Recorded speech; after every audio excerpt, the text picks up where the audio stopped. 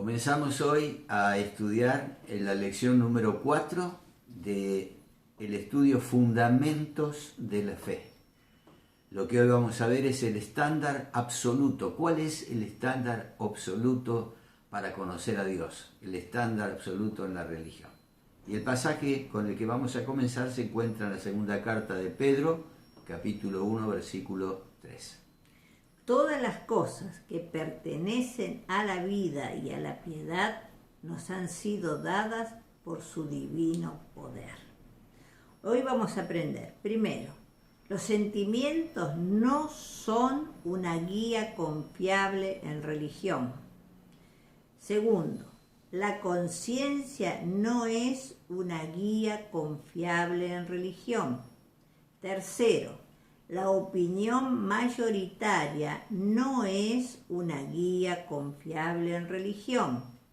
Las revelaciones modernas no son confiables ni genuinas. Y quinto, solamente la Biblia es el estándar confiable en religión. O sea, el estudio nos va a llevar a que no son los sentimientos, ni la conciencia, ni la opinión de la mayoría, ni las revelaciones modernas, sino solamente la Biblia, el estándar confiable para que podamos conocer a Dios y sus propósitos. No hay duda de que Dios inspiró la Biblia. Ya hemos visto algo de la evidencia que guía a esta conclusión irrefutable. Ayer vimos este estudio. Pero ¿inspiró Dios la Biblia y específicamente el Nuevo Testamento que rige actualmente con el propósito de que fuera el estándar absoluto de la religión? ¿Ha revelado Dios su autoridad por otros medios? ¿Qué acerca de hoy? ¿Revela Dios su autoridad hoy por otros medios aparte de la Biblia? La comunidad religiosa está dividida en este punto. Algunos declaran que la Biblia es la única autoridad. Otros dicen que debemos seguir nuestras conciencias. Otros sugieren que debemos seguir la decisión de las mayorías. Otros alzan libros, documentos conciliares, artículos de fe, credos, etc., y proponen que estos documentos tienen autoridad religiosa, comparable a la de la Biblia. Y otros afirman que la Biblia es la autoridad religiosa única y absoluta. ¿Quién tiene la razón? Analicemos estos enfoques a la luz de la inspiración sagrada. En primer lugar, ¿son nuestros sentimientos el estándar en religión? Los sentimientos tienen un rol importante en nuestra vida y práctica, sobre todo en nuestra práctica religiosa. Se debe amar a Dios con todo el corazón, dice Mateo 22:37, y se le debe adorar con el Espíritu, dice Juan en 4:24. Él desea que involucremos los sentimientos en nuestro amor y devoción. Quiere que le amemos y adoremos, no solamente porque su palabra manda hacerlo, sino porque nuestro corazón siente el deseo de amarle y adorarle debido a las cosas que es y hace por nosotros. Dice 1 Juan 4:8, Juan 3:16 y Efesios 2:1. Sin embargo, aunque los sentimientos son importantes para agradar a Dios, como dice Mateo 6, del 5 al 8, no constituyen una guía confiable en asuntos religiosos. El sabio Salomón escribió: hay camino que al hombre le parece derecho, pero su fin es camino de muerte. Proverbios 14:12. El profeta Jeremías, en el capítulo 17, verso 9, añadió: engañoso es el corazón más que todas las cosas, y perverso, ¿quién lo conocerá? Y después de contemplar la destrucción catastrófica que el diluvio produjo en el hermoso mundo que había creado, Dios declaró en Génesis 8:21: el intento del corazón del hombre es malo desde su juventud. Quiere decir entonces que los sentimientos, si bien son importantes, no son la medida exacta que necesitamos para comprender las cosas de Dios. Y ya que este es el caso, entonces no debemos dejar que nuestro corazón o nuestros sentimientos sean autoridad en materia de religión. Muy frecuentemente nuestro corazón está más propenso a escoger el camino equivocado. Segunda pregunta: si no es el sentimiento, ¿será nuestra conciencia el estándar en religión? Y es esencial procurar tener siempre una conciencia sin ofensa ante Dios y ante los hombres. Se nos dice en Hechos 24:16. En su primera carta a Timoteo, Pablo amonestó a que los diáconos guarden el ministerio de fe con limpia conciencia. Primera de Timoteo 3:9. Una conciencia renovada es característica de aquel que ha nacido de Dios, que ha nacido de nuevo. Primera de Pedro 3:21. Pero la conciencia no es la medida fiel para determinar la verdad. La conciencia está sujeta a la instrucción. Cuando aprendemos más la verdad, nuestra conciencia se desarrolla más. En este sentido, nuestra conciencia es en gran parte el producto de la instrucción recibida. Por consecuente, es moldeable. Y si recibimos instrucciones defectuosas, entonces nuestra conciencia también será defectuosa. Concluimos entonces que la conciencia no es un estándar confiable para la religión, ya que algunos tienen conciencias malas. Como Hebreos dice en capítulo 10, versículo 22. Tales conciencias solamente nos guían a un mal camino. Salmo 36, 4. Otros tienen la conciencia cauterizada. Primera Timoteo 4, 1 al 3. Estas conciencias están desprovistas de toda sensibilidad y discernimiento espiritual. Efesios 4, del 17 al 19. Y otros tienen conciencias buenas, pero ignorantes. Como dice Hechos 23, 1, que lo comparemos con Primera Timoteo 1, 13. Tales conciencias ciegas guían a un hoyo espiritual. Mateo 15, 14. Lo cierto entonces es que las conciencias malas no son buenas consejeras.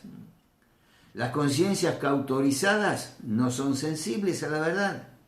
Y las conciencias buenas necesitan ser instruidas bajo la autoridad religiosa absoluta y objetiva. Si no son estas dos las que nos guían a comprender bien lo que Dios quiere decirnos, ¿será la opinión de la mayoría el estándar en religión? Aunque tomar decisiones en asuntos seculares basados en la opinión mayoritaria puede no afectar nuestro destino negativamente, proceder de la misma manera en asuntos religiosos es sumamente peligroso. La Biblia revela que, desde el comienzo de la historia humana, la opinión o conducta mayoritaria no ha sido la adecuada. Tan temprano como en Génesis 6:12, la Biblia informa que la mayoría en la tierra había corrompido su camino.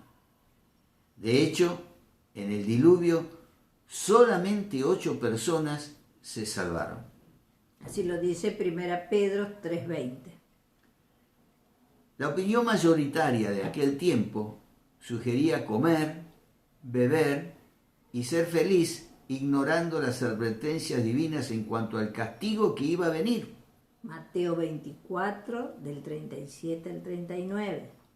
La opinión mayoritaria no había cambiado para el tiempo de Jesús tampoco.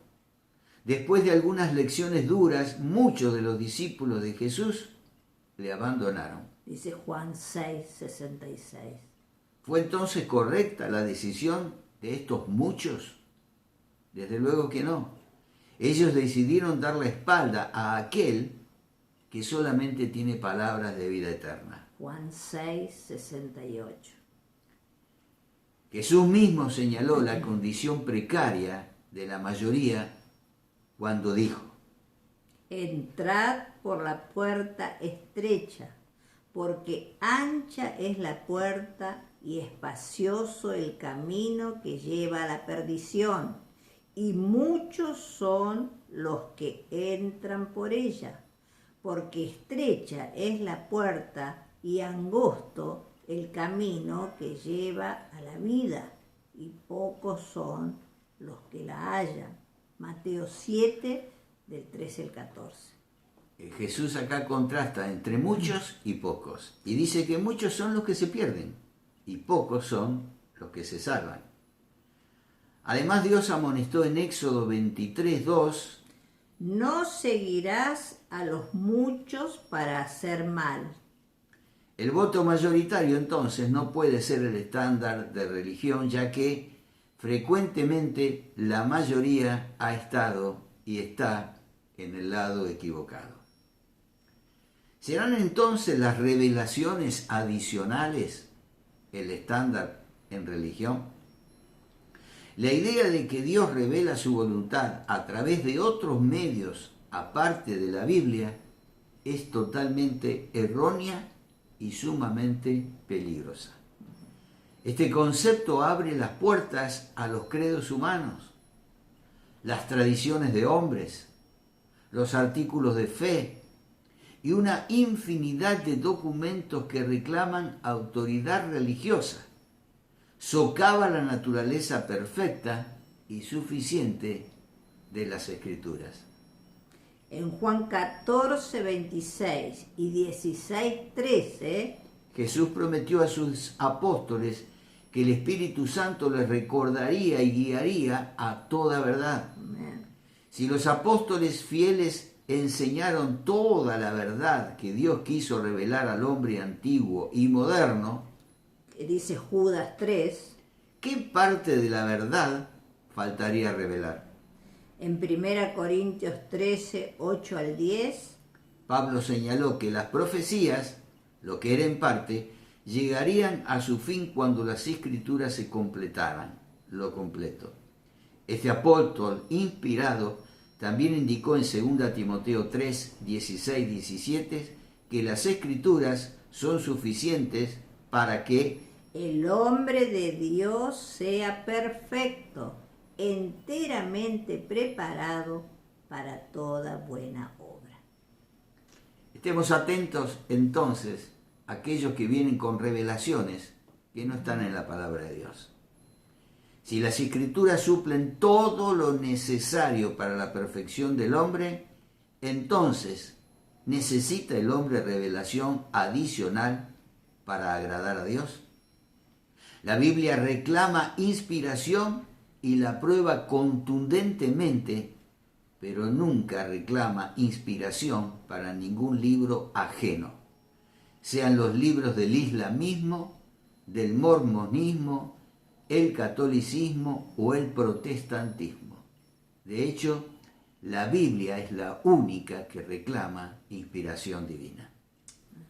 El apóstol Pablo advirtió hace más de 2000 años: mas si aún nosotros o un ángel del cielo os anunciare otro evangelio diferente del que os hemos anunciado, sea anatema, maldito.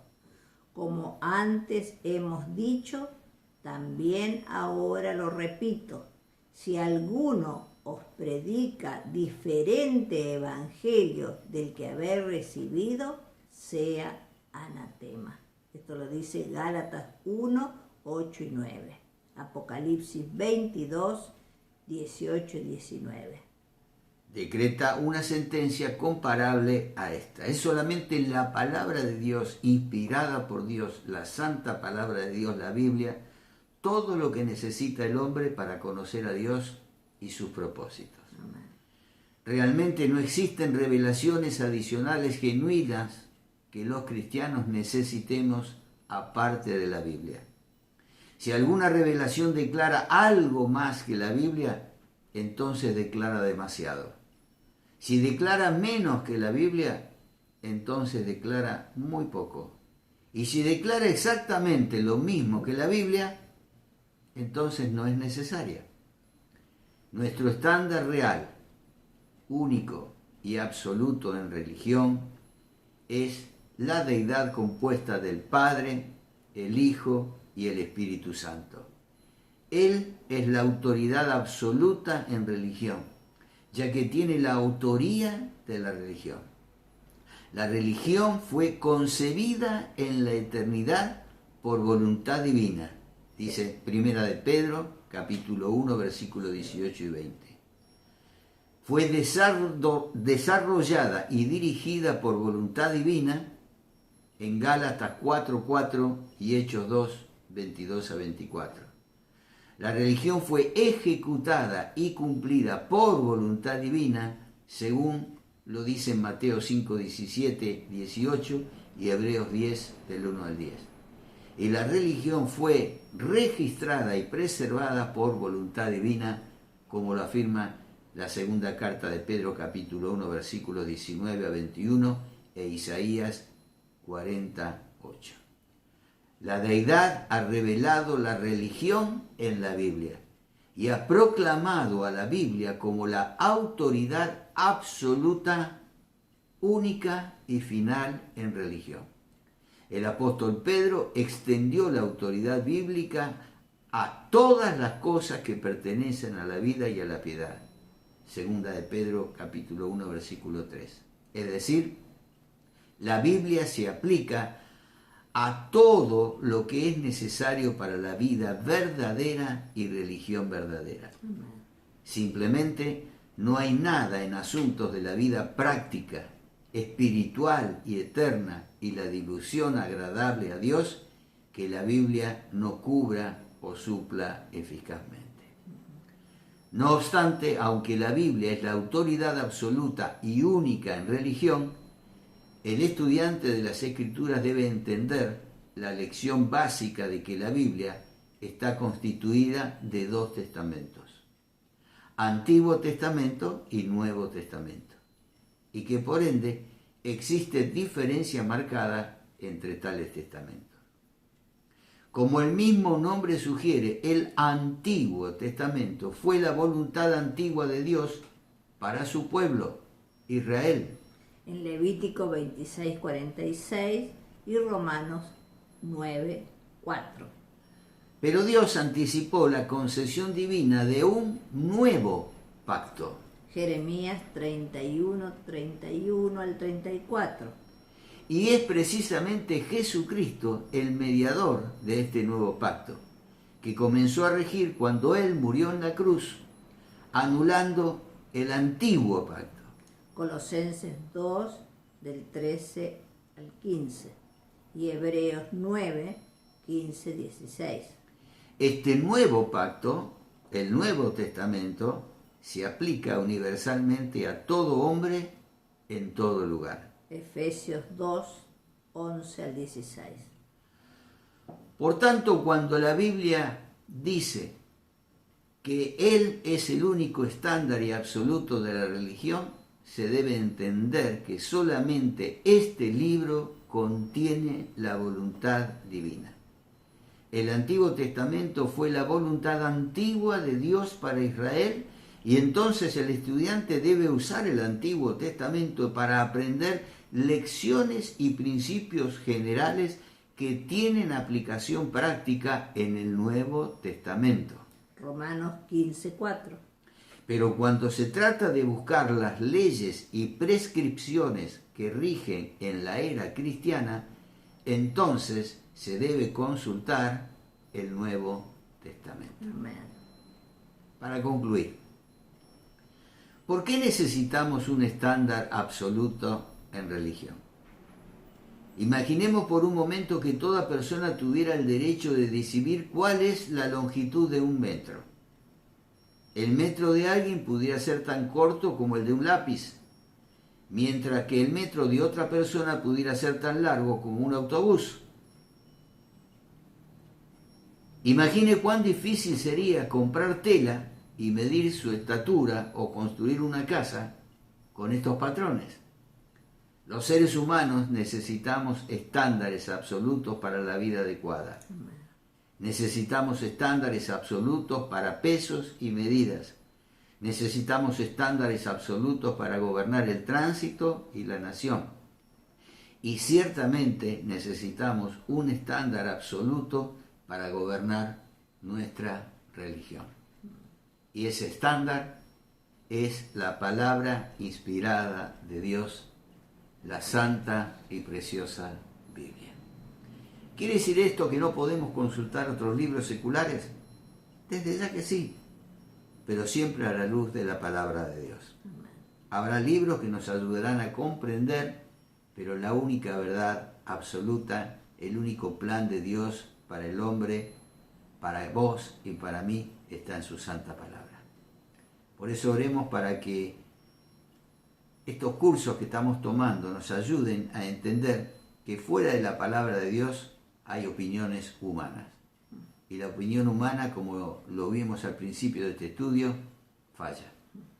Como falla también nuestros conceptos y la única verdad la encontramos en la palabra del Señor.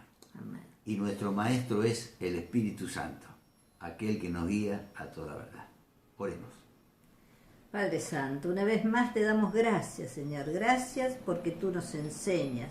Gracias por estas lecciones, Señor, que nos hacen ver el valor, la importancia y la grandeza que tiene tu palabra. Por eso te rogamos que no nos desviemos ni a izquierda ni a derecha, que solo permanezcamos en ti, Señor, guiados por el poder de tu Espíritu para aprender tu palabra y ponerla por obra. Que nada ni nadie nos desvíe, que nada ni nadie nos dé alguna idea errónea. Solamente, Señor, confiamos en ti. Amén. Y creemos que en ti está la victoria para todo. Por eso te damos gracias por tu palabra. En ti creemos, en ti confiamos y en ti esperamos, dándote gracias. En el nombre de Jesús. Amén. Amén, amén. Mañana, si Dios lo permite, continuaremos con la lección 5. Amén. Les recomendamos, como siempre, que hagan la parte práctica, los ejercicios prácticos. Dios les bendiga.